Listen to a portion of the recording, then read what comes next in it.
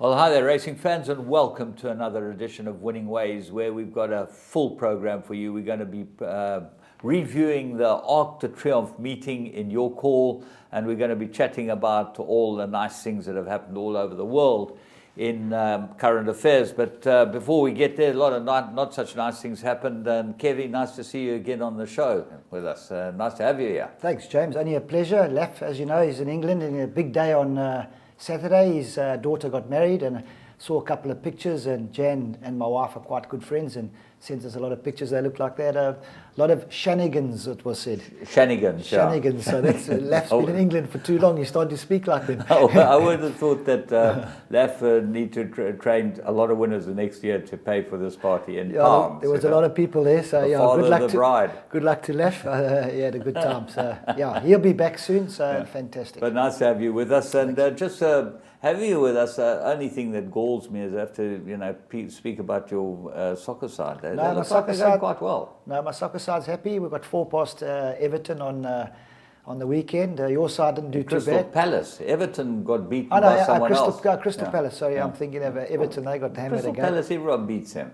Well, we got 4 past them, and Marina, when they were 3 up, he said he wants another one. Made a change, and Martial finished them off here. Great days. Great weekend sport. Unfortunately, we missed our Friday night meeting with all the electricity. Yeah, what was going on there? The lightning striking here for consistently 2.5 hours, maybe even further. Because on my way home, I went to go and watch the Sharks play, and they got sent off the field as well because of the lightning. I know they're just around the corner from us, but we got that show on the road, and the Sharks seem to be looking towards a semi-final next week, and then hopefully a final in the Currie Cup. So Gary Teichmann's there and hoping to get things back on track. Well, at least they've got some impetus and momentum going. The Lions look shocking. The rest of them look shocking. The Sharks look like they should win the Currie Cup again this year. They've got to just keep playing their same game they're playing now, and I think it should happen. They are strong. A couple of little mistakes which happens when you're playing in the wet and the rain and slippery ball, but I thought the Lions were lucky to get a try. It was a mistake by our flower for knock on. I think it was our flower. They were lucky to get a point. Yeah, well, they got 3, and I thought that was their kind. It looked good at the end. They got 10 points. They got a runaway try in the last 2 minutes, which I thought was very lucky. So Sharks were all over them. All over them. President's Cup, did you watch that debacle? I watched that. It was nearly the first time ever it got finished on virtually day 2, as you would say. Yeah. And too strong, the Americans. The Americans are what now, 10 out of 13? You see, the problem is that the captains pick, the Americans pick proper players. The captains pick for the internationals. They're picking guys from different countries just so that it's a proper international team. And those guys really shouldn't be there. They were well out of their depth. You know who we're talking about. You could see they just could not play. And they actually, I think Schwal wasn't playing very well. Schwal had a nightmare. Brandon had a nightmare. Yeah. A lot of them had a nightmare. But they were just. I don't think the Americans won it as in playing brilliantly, or they did some good golf, some great goals, chip-ins and that. But South Africans just making pars and bogeys, and the Americans were just putting for par and walking away with a win. I thought the shot of the tournament was Brandon Grace's on the 18th when he hit it over the bloody green into the rough, just out nearly in the hazard, and he chipped up to 3 foot to get a half. That was just the most unbelievable shot. There was some very, very, very good golf played, some shots that you've never seen before. Chip in from. Who's the youngster that's won 5 tournaments this year? He got beat last week. Justin Thomas. He's playing out of his skin. He's just really he's just taking his game to another level. So Jordan Spieth too doesn't sink a putt. He's just magnificent. Yeah. And on the other hand, Rory McIlroy in the European Tour came with a challenge, and first time winner came and also chipped in on the last. Absolutely unbelievable. Yeah. So ended up winning by 2 shots. I think it was. He was 2 shots clear and he made birdie, so he ended up winning by 3 shots minus 20. No. You've got to be some serious golfer to win these tournaments now, I'm sorry to say. Now, the other thing that really interested me, and I thought that was the highlight of the weekend sport, was Vettel's drive in the Grand Prix.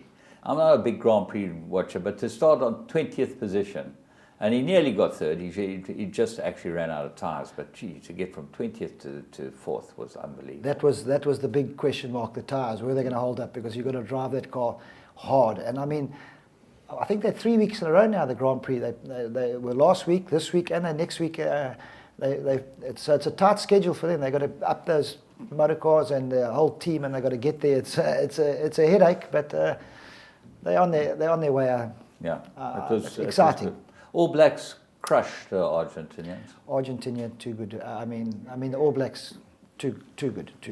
Okay, well, that's it for the weekend sport. You now know all about it. Arsenal won as well, I must just tell you. Arsenal won, remember that. And Liverpool at the back, Coco, Bongo, not too good. Sleepy, Newcastle, sleepy, sneezy. Newcastle got a draw. Grant Knowles will be doing flick-flacks, so that's very good. But I hear I see the Liverpool boys, the Reds, very, very quiet, those Red boys. They're not a word from them. Anyway, let's move on and go and have a look at our 3 to follow.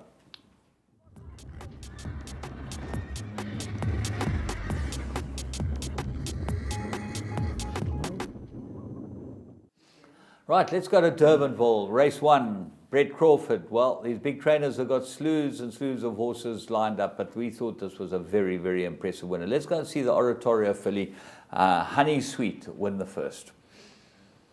Yeah, drawn 5-way. James, as you know, that Oratorio is fighting laminitis at the moment, so he just keeps producing the goods. But Corne Offer gets us out the good old new Durbanville track. It was good to hear Corne Offer said that one of the best track he's ridden on at the moment. It looks good, this track, doesn't it? Because he had 4 winners, but it does look very fair. They've been winning from all over, but you can see Corne Offer gets us out in the race, and this is going to be something special, I think. I don't know how strong the rest of the field was. That's the problem. But that's the question mark, but really just comes up to them now. I mean, just gone past the 600, approaching not even the 400s. It's in front. James, as you know, the old Durbanville, it used to be wavy down the track. Now you can see it's a smooth surface now, and looks very impressive. Corne Offer doesn't really even, gives it a little backhand there. This has got it race 1. Everything else is under pressure. He just rides around, hands and heels. Skips away from them now. Lovely mover, and just hands and heels now. Wins very, very comfortably. Oratorio out of a Fort Wood mare, winning over 1,000 metres. I would have thought that this will go quite a lot further than this type of trip. That's what I like to see about these Fort Woods, James. If they can win a sprint early on in their career, it's a good sign they can end up staying. Some of those ones, the guys say, no, this needs ground. He must run it in a mile first time out. I'm not saying they're not good horses. Dynasty and them have done it, but to have that early pace as a 3-year-old is fantastic. Then they go on. And they go on to running in miles, 1,800, 2,000 metres. But yeah, Honeycomb by Fort Wood, out of Oratorio, it's dying for a bit of ground. Okay, well, we're going to move on to the Val, the big day there, and we're going to have a look at race 3. And the winner, I thought, was very, very impressive. We picked that up, but take a look at the filly at the back in the yellow colours. You've got to be with us next time. It was favourite. I don't know what happened to it at the start. Let's go and have a look. Yeah, drawn 5, James Paul Peter is having a patch of note. Everything he puts out wins, comes out running. There's the favourite at the back of the fields, out the picture. This is, like as you mentioned, something to watch. What's his name? Hafler. Right, not even in the race in a 5 furlong. And you can see Paul Peter's horse is just out there. Ridden by Gavin Larina, another sparkling. This was Calvin Habib Brothers. Okay, I got the right. Yeah, yeah. I'm on the right. His name Promise. It's by Path Fork out of Jalad Mare, bred by Mr. Engelbrecht, who we know is a fabulous breeder, and owned by Paul. And it's just in behind them at the moment. And you'll see that at the back of the picture, not even in picture now, in the yellow colours, have a good look at Hafler.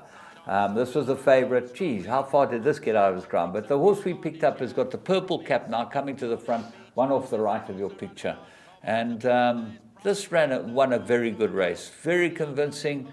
I thought this filly might probably go on to do better things. She's by Path Fork. She only got her hands right just to get her up and win it. But the fourth horse was unbelievable. Yeah, So one to watch next time. those two definitely look like they're worth having a look at. And then we're going to Greyville on Sunday. We try and pick out a winner from each meeting, and we find another winner that we thought that you should be with. This horse has had dogs barking, pigeons chirping. Everything's been going about this horse for weeks and weeks and weeks. It was meant to run a couple of weeks ago. It's changed stables. Got to Dennis Bosch, and Sir Bernardini looks like he might be quite useful.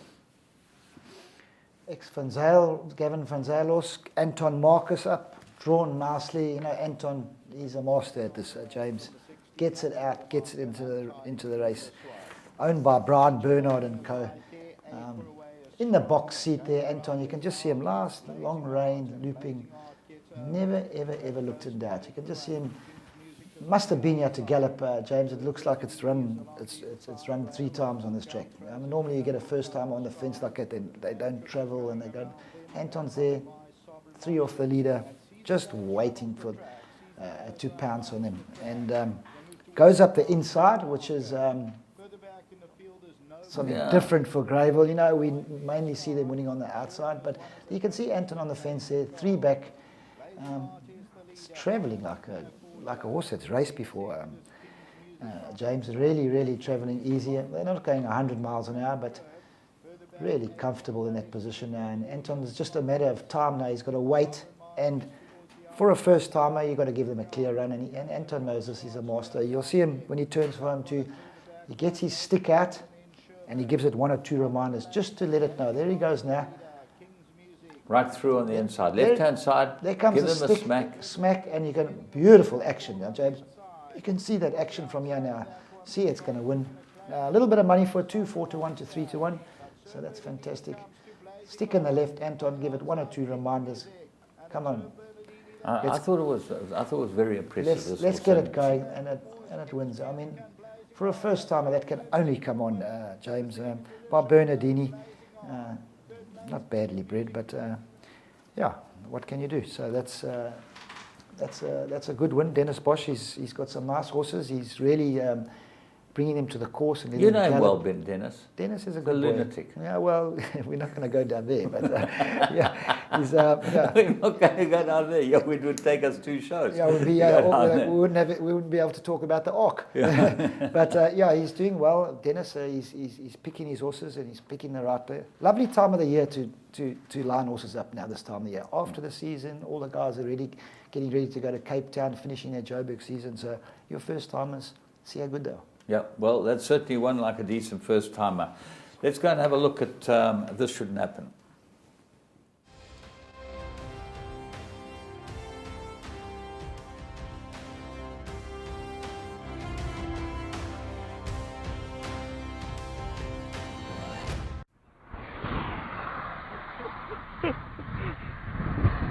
Co tak prykło?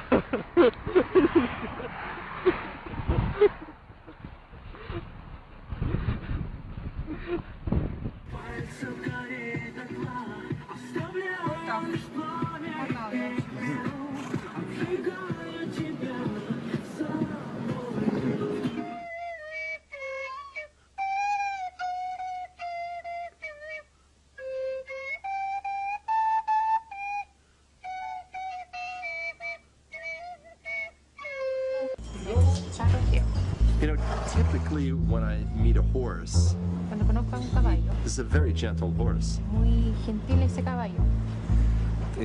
Sí, este caballo es muy gentil, pero tratamos que todos sean así. This horse is How is it that your horses are so calm when so many other horses skittish? ¿Cómo es que todos sus caballos son tan tranquilos cuando la mayoría de tus caballos son un poco más... Los mismos caballos le enseñan. When someone is passionate about something, the horses teach them. Yo tuve varias lesiones jugando fútbol. Nothing worse than big horses bullying little horses. You know, there's the whole world. Donald Trump's bullying that poor little guy from North Korea. You know? the rocket man. Only time we get Pat Shaw's attention is when they mention the rocket man, because he was a champion of all.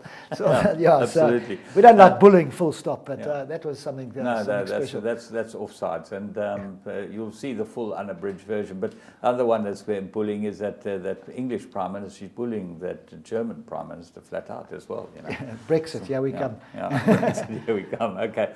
Well, that the unabridged version is on YouTube, so you can go and have a look. And let's go and have a look at the plum of the week.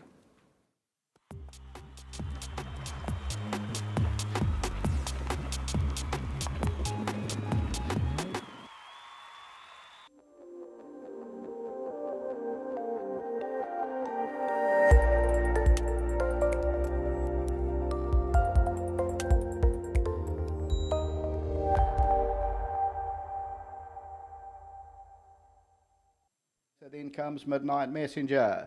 Dracluan still leads them at the top of the lane. Down the inside, Mumbo Rock. Towards the outside, Severino. Rebel Circus. Turf Conqueror's also running on. Dracluan the leader. Severino's on the outside. Turf Conqueror. Storm Racer's also trying to get into the race.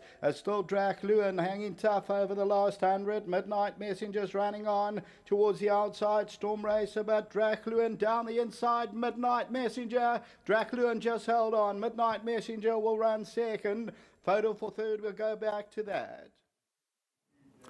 5-2, you could have got about this on Interbet. It was the only race they ran on Friday, and what a start to the weekend. Looked like an absolute blinder with the fitting of blinkers, because he looked like he hasn't put it in the first 3 starts. He's been short in the betting, and the blinkers made all the difference. That's what a blinker strike's all about. Absolutely, and went to the post, looked at a picture in the parade ring, went to post well, and I think the blinkers made the difference.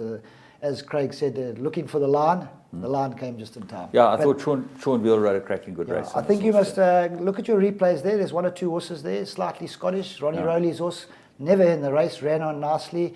There's a couple of horses over there that I think are worth following. They backed that and slightly Scottish. That's why you could have got a decent price about this. Ronnie said he got 7-1 a day or 2 before. He lives in the same complex as me, and they fancied it, but very green first time out, and again first time at Greyville, all over the show, but it got beat 3/4 of a length. Yeah. 1 to follow next time. We will have a look at that, but Dracluan was the plum of the week because you had to get the money early because the lightning came. That was the end of it. So lightning's going to come now. We're going to take a break and watch some racing. You'll be back with us. The future of all betting is online and mobile. Interbet, we're the pioneers of online and mobile betting in South Africa and continue to lead the way. When you win one of these big races, everything else becomes meaningless. It's just something, that thrill of adrenaline is just incredible. Interbet is where the serious professionals bet.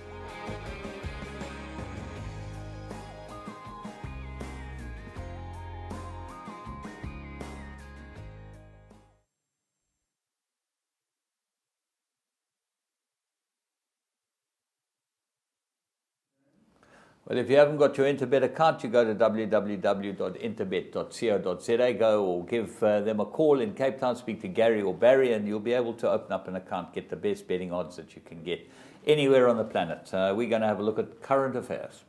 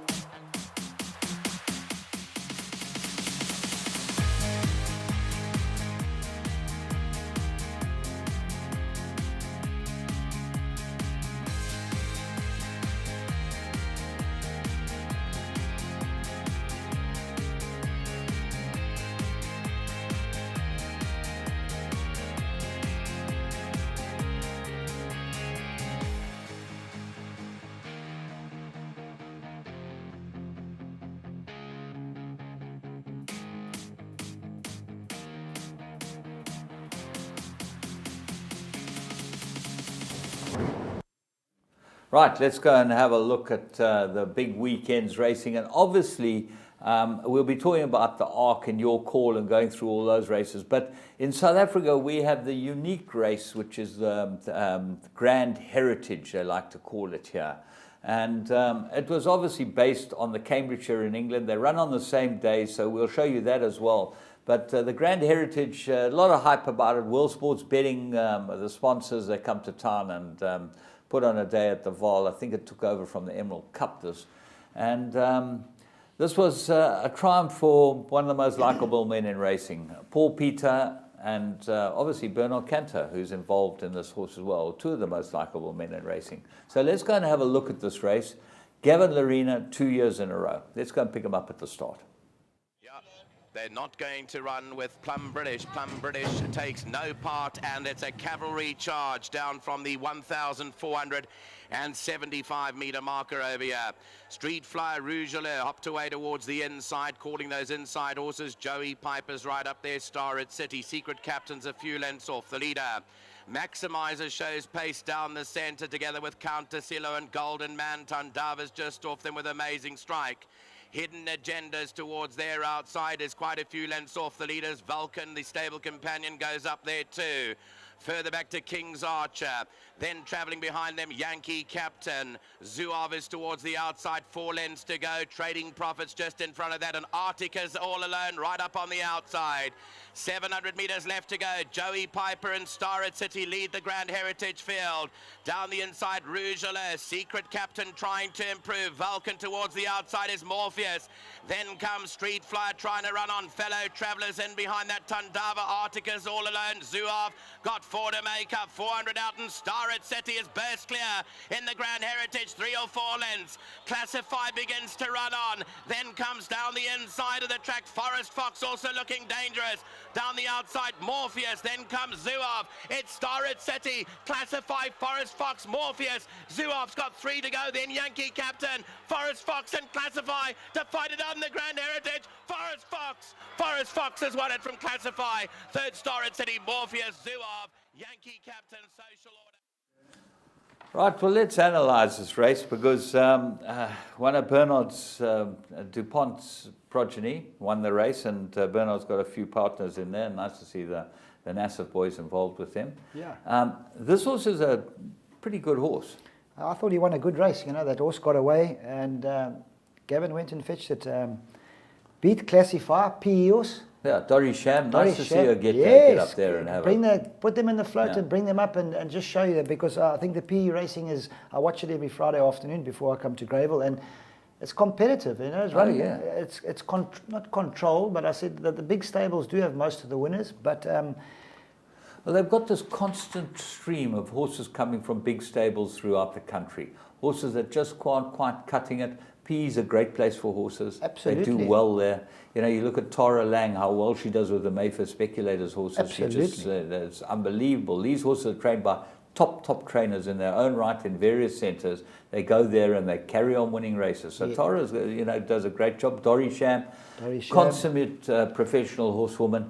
I knew her as a kid when she was a show jumper. Yeah, Dory Vecchi was her name. Oh, right. She was an unbelievable rider, I must tell you, as good as anyone. Only Gonda Beatrix might have been a little better than her. But I remember Gonda. She was number one in those days.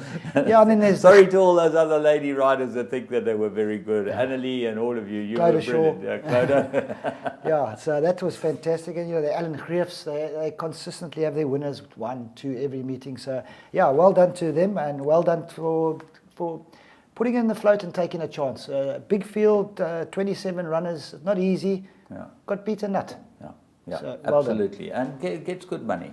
Better money than you have winning a merit rate at 84 in PE. So 100%. Yeah. They got up there and went and did it and ran a great race. And I thought, it's a good concept. You got the track, but this is why the whole concept was thought up. So we thought we'll show you the English version, which is the Cambridgeshire, which is run on the same day at Newmarket, 34 runners. Just mentioning that, there were 27 runners in the Grand Heritage because Paul Peter won it and had a horse scratch at the start, you know. That's correct, yeah. You must think when the horse gets scratched at the start, geez, my form's out. Yeah. Well done, Paul. Anyway, let's go and have a look at the Cambridgeshire, which was won by a 50-1 outsider. We got it from the 700 metres because we just haven't got a wide enough angle lens to show the whole lot from the start. groups as they race on passing the bushes. On the far side, Sans Chorus tackled on now by Côte d'Azur. Then Carry On Derek running another big race like last year. They're chased by Thair. Naval Warfare sticks on as well. Thundering Blue's got plenty to do. On the stand side, Dolphin Vista fighting it out with Brawl Rocco, and then Battle of Marathon. But on the far side, Côte d'Azur, Sans Chorus, Carry On Derek, Chelsea Lad runs on. So too Examiner from the back behind these Naval Warfare. Sans Chorus, far side, Côte d'Azur. Doing well on the near side is Dolphin Vista. Dolphin Vista on the near side has won it. Dolphin Vista wins the Cambridge. Sans Chorus, Côte d'Azur, far side with Chelsea Lad. Next one home on the near side was Brawl Rocco. 34 runners. Michael Mead ran first and fourth. Now, Michael Mead comes from a show jumping family as well, so it shows you some of these guys, they come from real horseman backgrounds. Horsemen, James. I found a lot of them are all horsemen over there. But what I liked about that race, James, is that they split in two lots. The majority went to the inside, the minority to the outside. And where did the winner come from? The outside. So they all actually virtually went right across the track at the depth. So I think what they do, they split up like as to get a cover and all drop in behind. Not so much in England, because dropping in England is not a big thing because they go such a good pace. But they like to have a little bit of a cover and follow them through. But great race. Well, we go 1475. These guys go 9 furlongs, okay? 1,800 meters. They go down the straight at Newmarket. It's an amazing race. I've been fortunate enough to ride in not the Cambridgeshire, but that 1,800 meter straight. It's miles and miles and miles. You think you start looking for the post. You think, I'm surely I've got to go now. Nobody else is going. Miles out, So and. Funny, only go when you go down through the dip, after you pass the bushes. Yeah, go down the dip and then I go up the hill. But at Royal Ascot, I rode in a field like that too. 36 runners, right across. I think at the Queen Mary or the Queen Anne or one of those sprint races. And there's no tolerance for a horse that doesn't want to go in the gates. There were 3 scratchings in that race. Hesitate, out. Finished. They don't even load the rest. They don't. Because you've got 34 horses. They can't make a mistake. They have to. And there were 3 scratchings in the race, and the jocks are never happy about it because you lose half your riding fees and you give yourself a chance. But it's something different.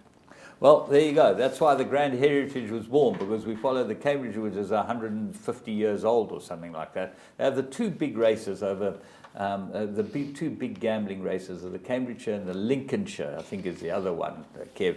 Yeah, and let's go and have a look at what happens overseas. And Michael Dickinson is the man we're going to chat about. You know Michael very well. Very, very well. We met him in Dubai, the Tapita man. He came in with a new maid on track, put the Tapita down. Absolutely passionate about horses, number 1.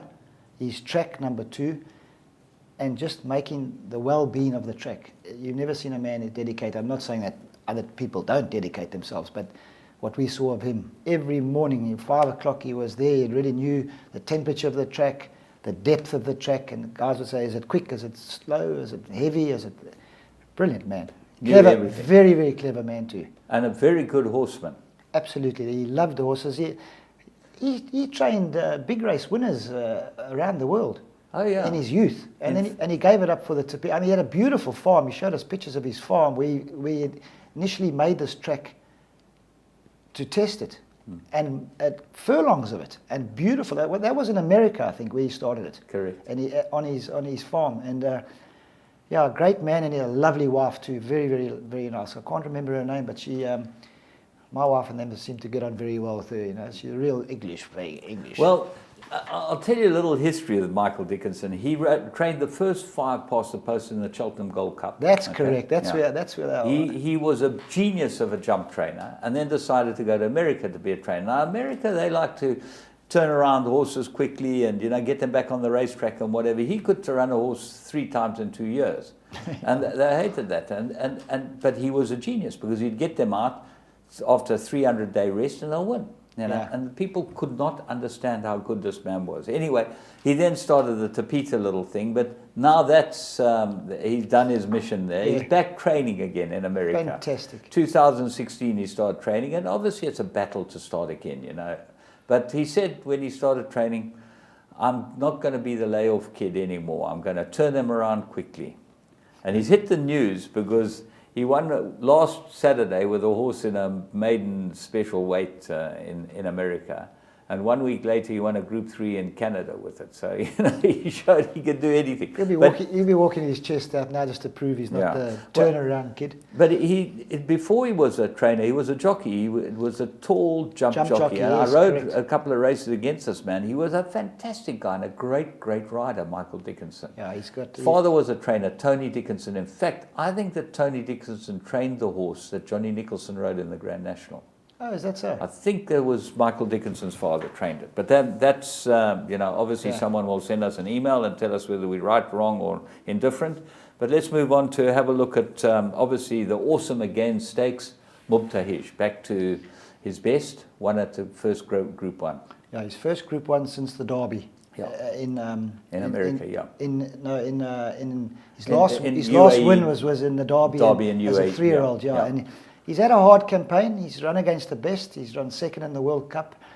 They're all saying Bob Baffert this and that. That's all a tribute to Mike de Kock, because he did the formative years with this horse, and that this horse's lasted showed what a great grounding he had. When a horse lasts this long. Blinker strike, wasn't it? Blinker strike, yeah. Yeah, Bob Baffert said he just needed this horse just to concentrate a bit. He's got the ability, and a genius of the big races, Bob Baffert. But very nice to see Mubtahij come back to that Group 1 form. The horse, we know how good he is, but he has had a hard campaign. He has taken on the best. I mean, he took on them in the World Cup, and then he went to the Breeders' Cup.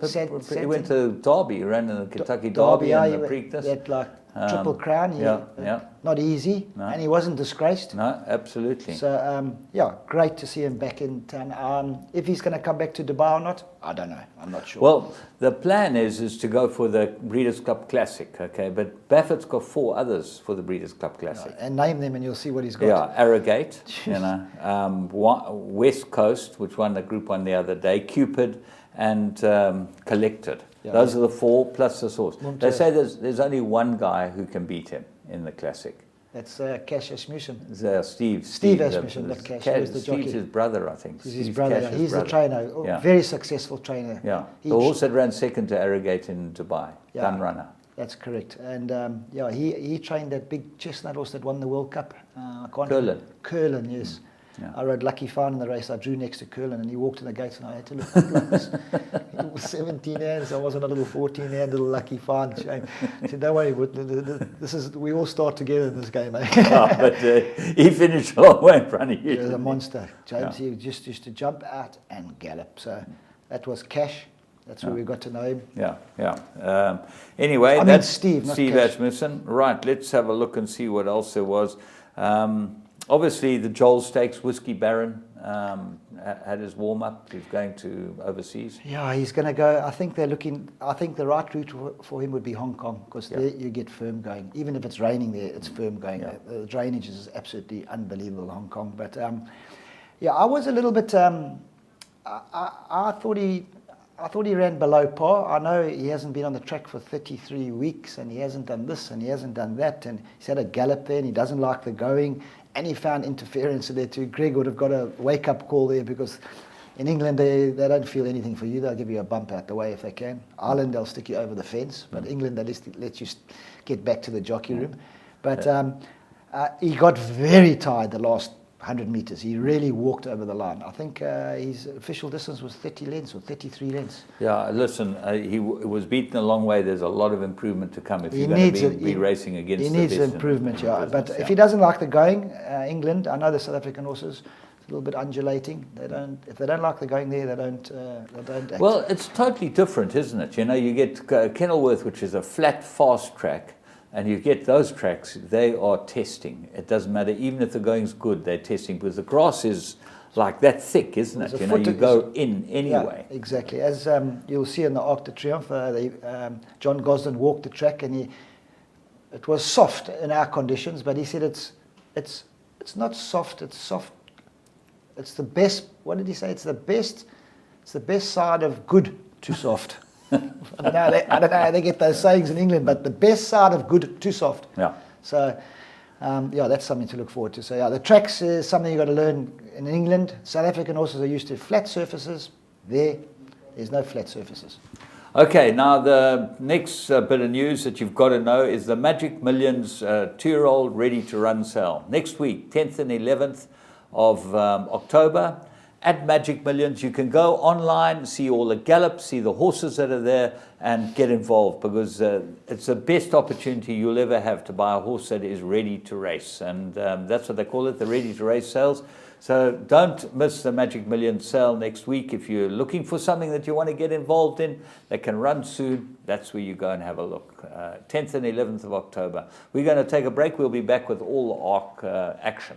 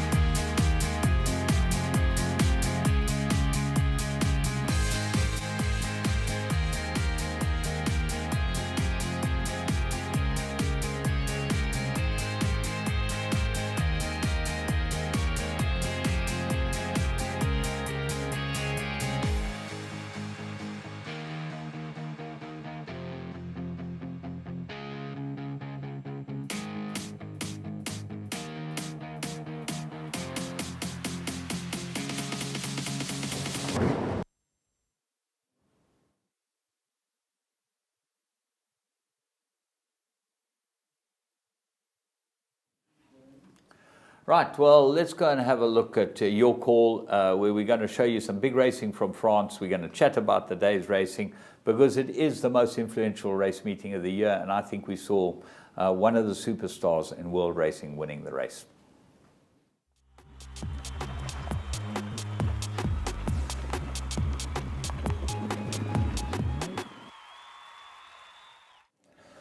This meeting is probably the most important meeting in Europe as far as horses are concerned. You're coming towards the end of the season, and you get a look at some of the best 2-year-olds, 3-year-olds, older horses, and then the Arc de Triomphe, which is the sort of culmination of the big season as far as European racing is concerned. Lots of horses are getting ready and get ready for this race.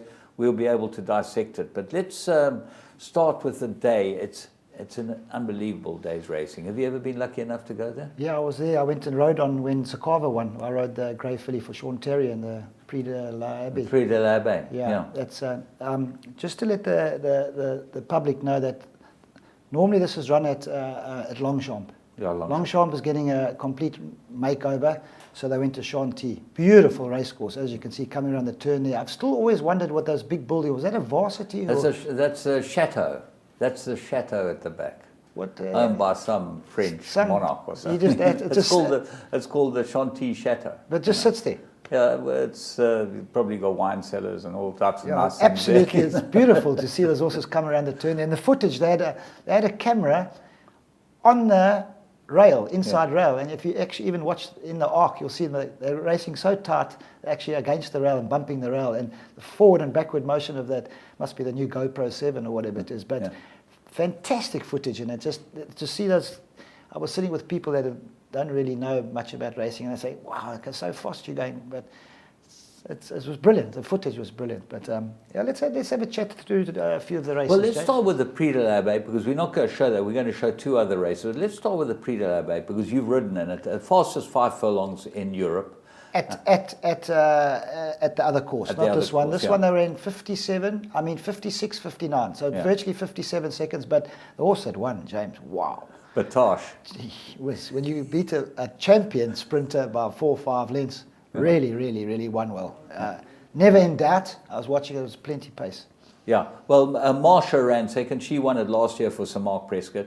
And she'll be going on the December sale. She'll be a big price ticket on well, the December sales.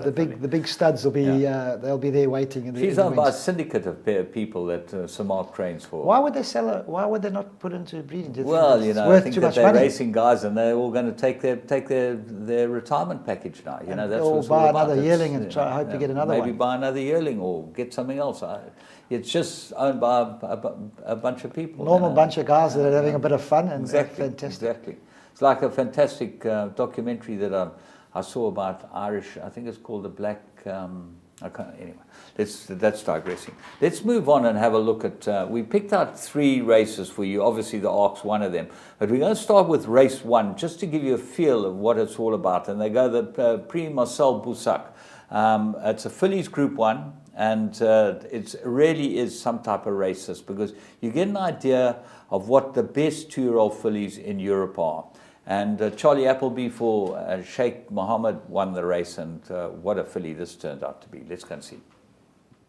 All 7 set, under orders, and racing on Arc Day. This the Prix Marcel Boussac for 2-year-old fillies over 1,600 metres. Zonza rather fluffed these exit from the stalls there, and it's Wild Illusion, the blue jacket on the outside. In the centre, the purple of Magical, and towards the near side, Soutraction, and these 3 are competing for the early lead, and Soutraction has come through and gone to the front. Second position, the blue of Wild Illusion, then settled in third, Magical. Behind Magical, Mission Impassable round the outside. The blue and white on the inner of Polydream. Following Polydream is Narella, and anchored at the back of the field, Zonza. And in this order, they begin the right-handed swing back towards the straight, and just stepping off the gas slightly, the leader. And it is Soutraction, and Olivier Pellier leads them in. Wild Illusion, James Doyle on the outer. Magical follows in third position. Mission Impassable behind these. Polydream in 5th, perhaps a little bit further back than Guillaume would like. And then following these ones, Narella, and still in last position, Zonza, as they swing into the straight and move down to the 500. He's already beginning to push on Magical on the inside, as Wild Illusion now moves up on the outer to tackle Soutraction.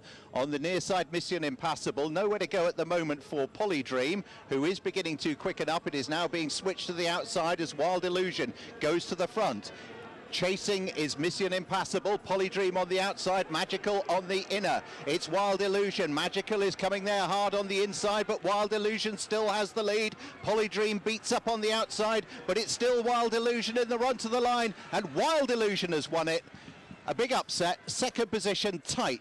Polydream in a photo with Mission Impassable and Magical. There you are, Godolphin. Now this filly, they fitted the cheek pieces, and they tell, the word from the stable is that this is their Oaks filly. This is what they think next year. The way she won, she looks like an Oaks filly. Lovely, lovely big filly, beautiful action. What more do you want? The Godolphins. Commentator says it's a bit of a shock result, but wait till the end of the day. After the big one, the bookmaker said it was a 7-figure turnaround for them. Yeah, exactly. So that's millions. Yeah. Actually, let's go and have a look at the next one that we're going to show you. And we're going to show you the Prix de l'Opera, because this is very important for South Africa. This filly, Rhododendrons, has always looked like she's had it in her to maybe win a Group 1. Well, this was her chance. And we're going to pick her up at the start, winning the Prix de l'Opera. We'll talk about her afterwards. Set, and they are off and racing for the Prix de l'Opera, 2,000 metres for these fillies. And Shamreen has come out quickly, the green jacket on the near side. The Black Princess is also up with the early pace. Between those two, Hydrangea is just bustled forward for a prominent pitch. Blue jacket behind these of Waheda, then towards the inside is Queen's Trust. More on the outer, the blue and white jacket of Left Hand. Left Hand is now tracking Rhododendron on the outside. Further back down the field, Senga just had to be snatched up there. Fairly keen in midfield is Lady Frankel. And then to the back, we have the white jacket of Melusina. On the inside, Ashiana just being slightly outpaced, with Lacazar towards the outside. So through the first 500, and the Black Princess shows by a length and a half. Into second position, perfect pitch for Hydrangea. Likewise on the inside, Shamreen races third. Rhododendron in the dark jacket on the outside of Waheda. Queen's Trust more towards the inner. Behind these, Lady Frankel, who races together with On the Moon again, the orange on the outside. Then Left Hand following those ones. On the inside is Senga. Further back down the field, Melusina, and the two German fillies are in the last two positions. Lacazar's got a lot to do from there, and at the back is Ashiana as they make the swing back towards the home straight. The Black Princess will be the first to turn in. Hydrangea bustled up on the outside. Shamreen towards the inner. Rhododendrons travelling better than the stablemate Hydrangea at this stage. Now Shamreen's asked for an effort. Wuheda moves well behind the leading group. Lady Frankel's trying to get a pitch. Queen's Trust has been bustled back. The Black Princess now bearing down the Aidan O'Brien pair. Hydrangea in the centre, and on the outside Rhododendron. Wuheda's finishing well. Left hand is coming with a run. Lady Frankel behind those, but it's Rhododendron who goes to the front. Hydrangea's fighting back. Wuheda's still coming at them with Lady Frankel. Rhododendron has the lead to Hydrangea in the run to the line. Rhododendron's won it. Hydrangea second, Lady Frankel third, and fourth goes to Wuheda with left. Well, there you go. And why that is so important, Rhododendron winning the Prix de l'Opera, is she is the full sister to the resident KwaZulu-Natal stallion at Bush Hill, Flying the Flag. And Flying the Flag was trained by Mike. He's a nice horse. I've actually just got a nice filly foal out of him. And I think that with a pedigree like he's got, he's a full brother to this, by Galileo, he's a full brother to this mare. She's a Group 1 winner now. He was a Group 3 winner. And you have to be half as good. You know, what are you looking for? In the breeding ranks, that's as good as anywhere. Just because it stands in Natal means that you should be attacking. You should be. I would have thought, you know. Especially if you own it. Especially get Aidan O'Brien out here. Maybe you'll be bidding it to €1 million for Mr. Goodman. Maybe they'll sell it back overseas. You never know. You never know. But now she won a very, very good race. And Heffernan Rhoda, he's like the second jockey. Ramour was on the first choice, which was Hydrangea. One thing about, I must say, the O'Brien team, Ryan does get the plums, but Heffernan, he gets his winners. And Colm O'Donoghue, he's number 3, and the daughter, Anna O'Brien. He puts his binocs down at the 200-metre mark because he's got 1, 2, and 3, and they're running. I don't think he worries who wins as long as something wins. But while we're on that note, James, 22 Group 1s in Europe this season. That is something special. 3 short of the record. Yeah. Bobby Frankel. Wow. I would like to win 1 Group 1 in England. Just Mark's dream is to win a Group 1 in England. It's not easy, as you know. Mark's done the hard work. Impossible. Those horses that ran there. You know, I mean, he trained for 30 and 40 years and never won a Group 1 all over the world. To win Group 1s is very, very difficult. No, he got 22 in a year. All his families, they've all built up. They all go to Galileo. And interesting to see that the Shadwell boys, they bought it. They bought a Galileo this year, first time. Had to break the record, yeah. Had to break the record. They gave up with Stormcap after $100 million. Yeah, and the other big race was obviously the Colts race, which is called the Grand Criterium, which is always a very good pointer to the Colts, the best Colts around. Now, O'Brien won that with a filly. He's won it 7 times before. Correct. Filly called Happily, okay? And she's the full sister to Glen Eagles. So, you know, there's a bit of poetic justice because Glen Eagles was disqualified. That's in correct. This race. Yes. So, they're keeping the breeding in there. It's he's I don't know. A lot of people don't like him. I think he's an absolute genius. Aidan O'Brien. You know what? Go on, successful the Irish people don't like successful people. Well, I know that, but you just hear all the ums and ahs.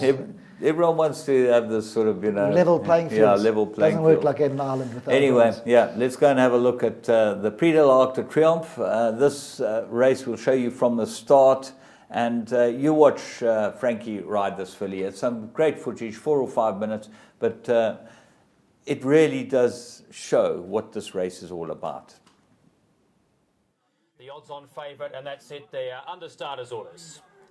Longines timekeeper, and they're off and racing in the Qatar Prix de l'Arc de Triomphe over 2,400 metres. And Naval got a good start down towards the inside. Remember, this first turn is left-handed. No one wants to go anywhere near the outside. Of course, if you go to the outside early, you actually are saving ground. But Enable's just about got the lead.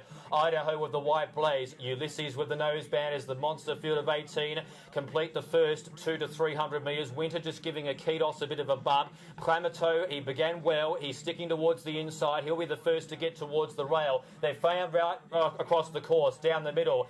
In the blue cap, Idaho has come through and taken the lead. Enable in second placing. In third placing is Order of St. George on the outside, followed by Klamato, who's back down on the rail.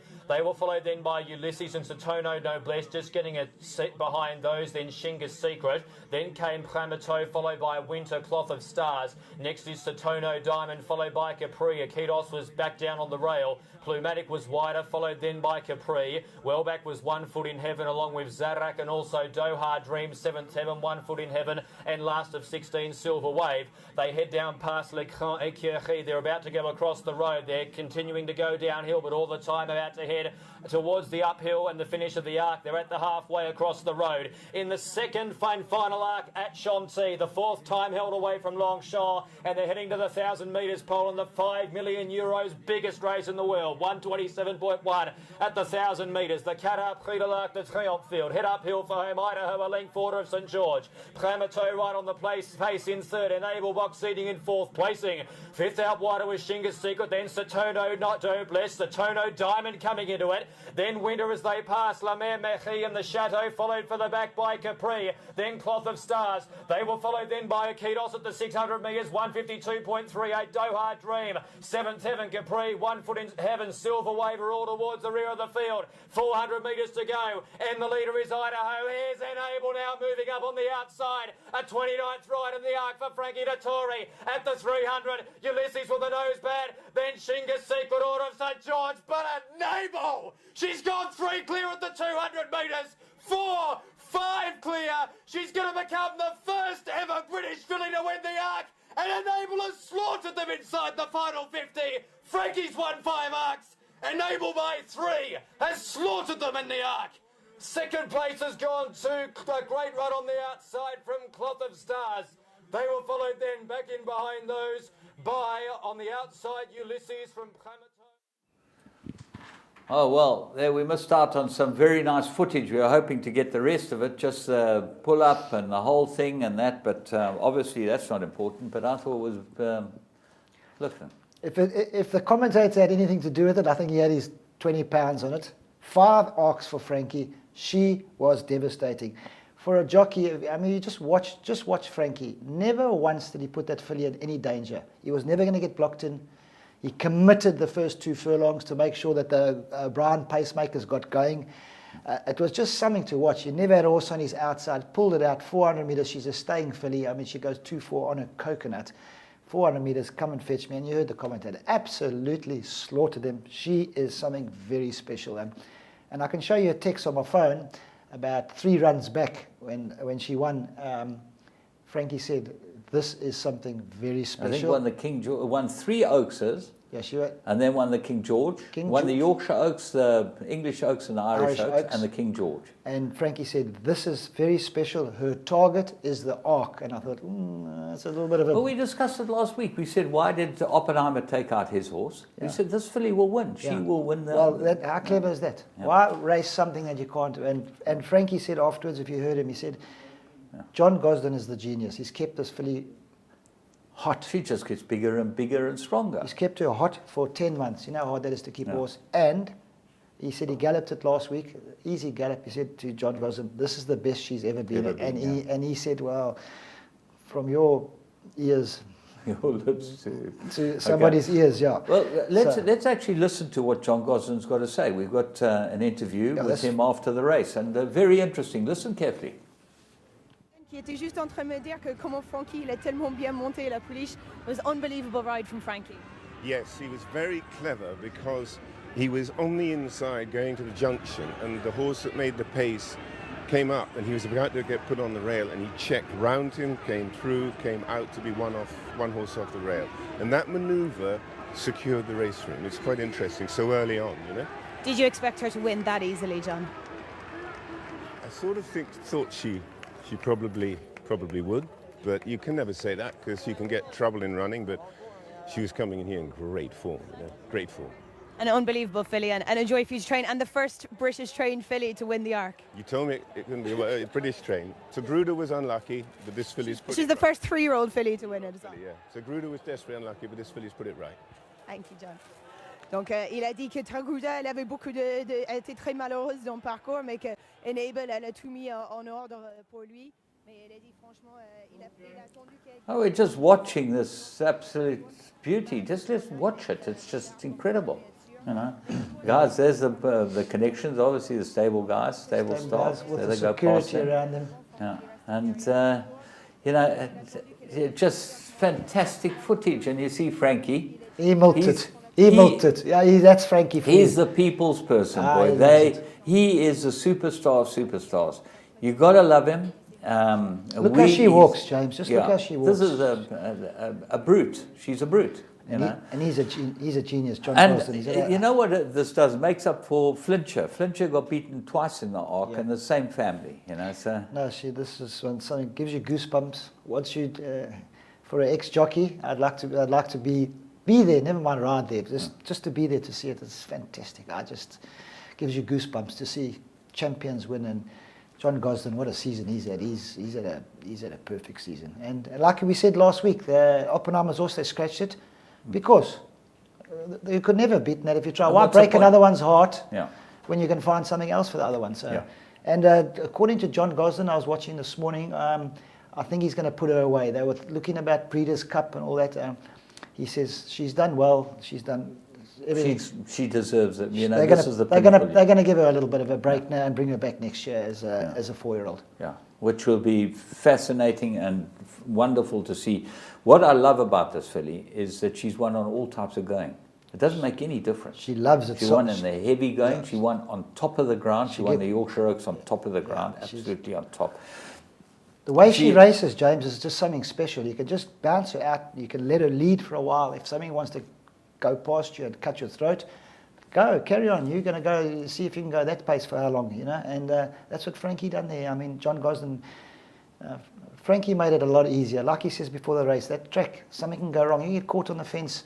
I mean, we saw See the Stars, not on that track, on another track. How he got through the inside, nobody knows, but he got through and he won. The classic is you watch Mace on Toto. How do they butchered. They were looking for him too. Every time he tried to get out, where you go, you're going back. Because they know that's the horse to beat. But Mace, to this day, I still think his heart bleeds for that. Exactly. I think it should have won. I said to him yesterday. I think it should have won. You know. But that's the racing. But I think in Mace Road, I think there were like 28 runners. We only had 17 this time. Yeah. So. Fantastic. What a great day's racing. 4th generation, Khaled Abdullah's families, Judmont and them, you know, congratulations to them. You know, when you breed that long and you keep keeping the best mares and that, you deserve to be at the top of the game. The same as the Irish crew, you know, Coolmore and them, they just keep keeping their best and they keep breeding to their best, and well done to them. I'd like to see her go to Frankel. That would either be very, very good or completely useless. I don't think they're in between, but very special. Yeah, and Frankie too. I mean, she might easily go to Frankel. You may never know. I wouldn't even hesitate because they'll keep Frankel in a box quietly waiting for her. Well, we've got lots of exciting stuff to come. Obviously, the first week in November, the Breeders' Cup, that's the next big overseas race meeting. Fantastic, but in the meantime, there's lots of good racing to look forward to. Yeah, absolutely. Racing's getting going now. We're preparing ourselves for the big winter seasons coming, the Met. And big winter season? I mean, the big summer season, sorry. In Cape Town, which is fantastic. I love that kind of racing, all those feature races. And I think there's going to be some nice horses. The Sean Terry and Joey Ramsden, Mark de Kock, the big stables, Brett Crawford. They got Candice Barris Robinson. They got big horses for the Cape season. So we're going to have very competitive racing, I think. Should be fun. Kev, thanks so much for joining us. Absolutely. And as usual, have a great week's racing. We'll be back.